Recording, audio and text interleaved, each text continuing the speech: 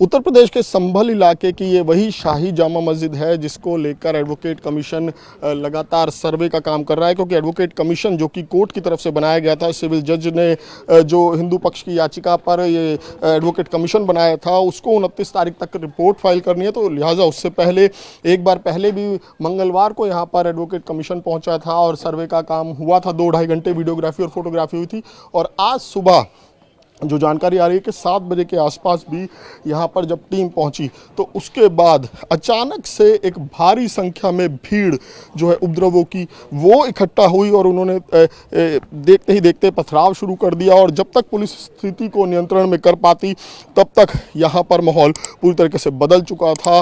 कई गाड़ियों में आग लगाई गई, कई जगह तोड़फोड़ की गई, गाड़ियों को तोड़ा गया। लेकिन उसके बाद अब की मैं अगर तस्वीर दिखाऊँ तो बहरहाल मौके पर पूरी तरीके से शांति है और बाकायदा देखिए छतों पर भी पुलिसकर्मी तैनात हैं। क्योंकि अगर बात करें, क्योंकि मंगलवार को भी जब यहाँ पर एडवोकेट कमीशन के पहुँचा था तो तब भी यहाँ पर भीड़ इकट्ठी हुई थी, लेकिन तब माहौल पूरी तरीके से शांत बना रहा। मस्जिद कमेटी की तरफ से बाकायदा जो है वो सहयोग किया गया और मस्जिद के अंदर 2-2.5 घंटे टीम मौजूद रही और आज भी टीम पहुँची थी। हालांकि मस्जिद कमेटी की तरफ से पूरी तरीके से सहयोग किया जा रहा था, लेकिन अचानक से ही उपद्रवियों की भीड़ जो पहुँची उसने माहौल को पूरी तरीके से तनावपूर्ण बना दिया। और मैं तस्वीरें यहाँ पर दिखाऊंगा आपको पूरे इलाके में। ये जामा मस्जिद के आसपास का इलाका है जहाँ पर जो जानकारी आ रही है कि अचानक से भीड़ भारी संख्या में जो पीछे की गलियाँ हैं वहाँ से निकल कर आई और देखते ही देखते जो पुलिस प्रशासन के लोग यहाँ पर मौजूद थे, क्योंकि मामला सेंसिटिव है तो लिहाजा यहाँ पर डीएम और जो एसपी हैं वो भी मौके पर मौजूद थे और भारी संख्या में पुलिस बल भी मौके पर मौजूद था।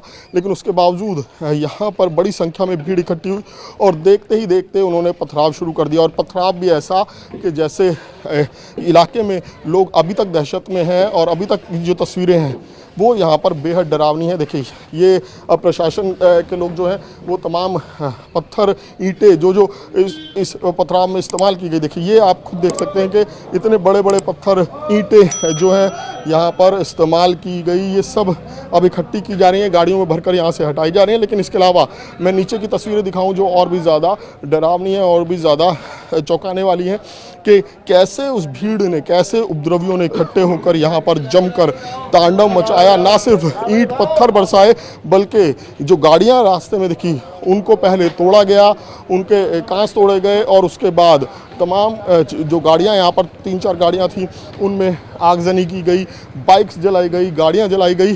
तो ये पूरा देखिए ये उस मस्जिद का एक एंट्रेंस थी जो सामने की तरफ थी, अब ये दूसरी तरफ की एंट्रेंस है। और जो जानकारी मिल रही है कि इसी साइड से पूरी की पूरी भीड़ जो जानकारी मिल रही है कि 1000 के आसपास जो उपद्रवी थे वो पहुंचे थे और देखते ही देखते उन्होंने इस पूरे इलाके की तस्वीर बदल दी। और तस्वीर कितनी भयानक थी, ये मंजर जो है आपको अपने आप बता रहा है कि किस तरीके से यहाँ पर उपद्रव किया गया। और करीब आधे घंटे तक ये तांडव यहाँ चलता रहा। पहले एकदम से जो भीड़ आई थी तो पुलिस को यहाँ से पीछे हटना पड़ा, लेकिन बाद में पुलिस ने जब बल प्रयोग किया और उसके बाद भीड़ को खदेड़ा गया, आंसू गैस के गोले का इस्तेमाल किया गया, लाठी चार्ज किया गया और अब पुलिस का पूरा इलाके में धरपकड़ अभियान चल रहा है। और देखिए ये देखिए तस्वीरें 2 व्हीलर्स हैं जिनमें आगजनी की गई, उसके आगे एक गाड़ी है जिसमें आगजनी की गई। और ये मस्जिद का दूसरी साइड का इलाका है जहाँ पर आपको अगर मैं दिखाऊं, एक तरफ अपने कैमरा पर्सन संजय से कहूँगा कि एक बार ऊपर की तरफ भी ये कैमरा घुमाएं। देखिए किस तरीके से मस्जिद की जो दीवारें हैं वहाँ पर भी अभी भी ईंट पत्थर पड़े हुए हैं।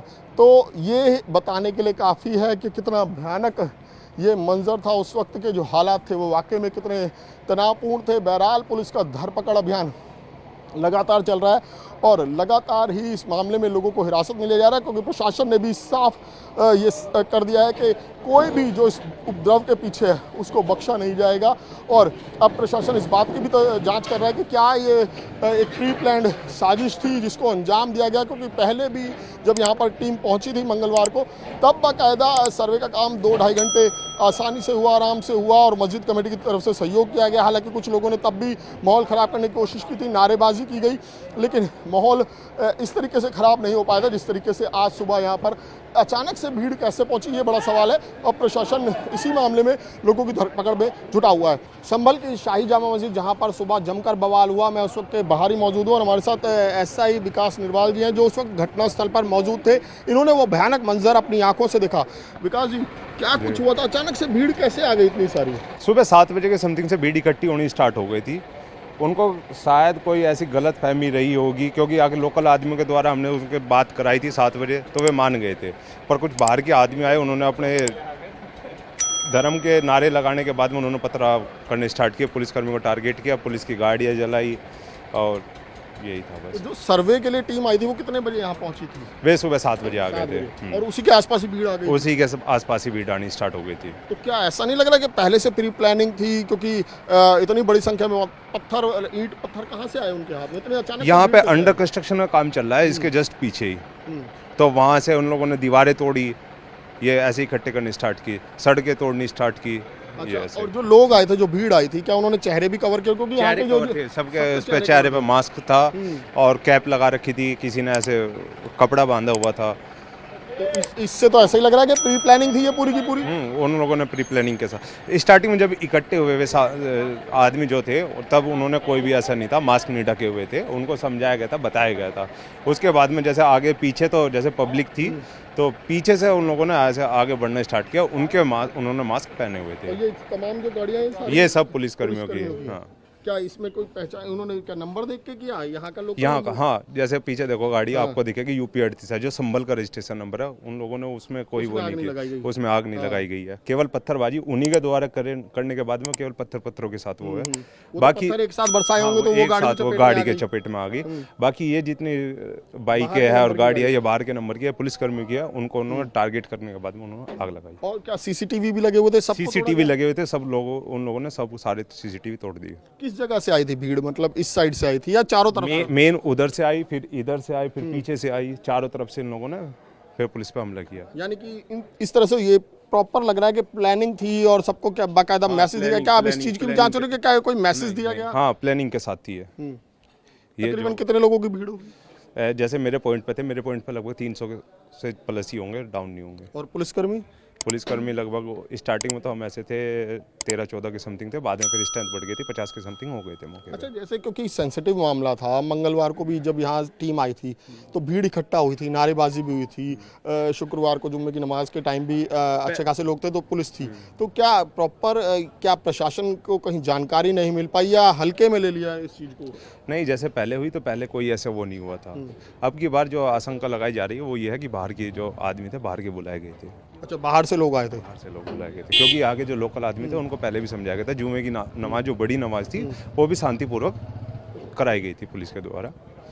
जी बिल्कुल, देखिए ये विकास हैं जो बेहद चौंकाने वाली जानकारी दे रहे हैं कि यहाँ पर चारों तरफ से भीड़ आई और ख़ासकर उन लोगों ने जिन गाड़ियों को टारगेट किया वो भी बाहर की नंबर थी। देखिए ये जो गाड़ी खड़ी है दिल्ली नंबर की गाड़ी है, DL इसमें लिखा है। इसी तरीके से जो बाहर की गाड़ियाँ थी उन गाड़ियों को टारगेट किया गया, उनमें आगजनी की गई और बाकायदा जो उपद्रवी थे उन्होंने अपने चेहरों को ढका हुआ था, चेहरों को कवर किया हुआ था और उनकी पहचान ना हो पाए तो इसके लिए जो सीसीटीवी कैमरे यहाँ पर जगह जगह लगे हुए, क्योंकि मार्केट है और यहाँ पर सीसीटीवी कैमरे भी जगह जगह लगे, तो उन कैमरों को भी नुकसान पहुँचाया गया। या एक पूरी साजिश के तहत इस घटना को अंजाम दिया गया, क्योंकि यहाँ पहले भी सर्वे हो चुका है, मंगलवार को भी सर्वे हो चुका है और उसके बाद आज जब सुबह 7 बजे के आसपास यहाँ सर्वे के लिए टीम पहुँची, उसके बाद गली गली से इसी तरीके से भीड़ अचानक से आई और देखिए किस तरीके से यहाँ पर ये तमाम जो ईंट पत्थर पड़े हुए हैं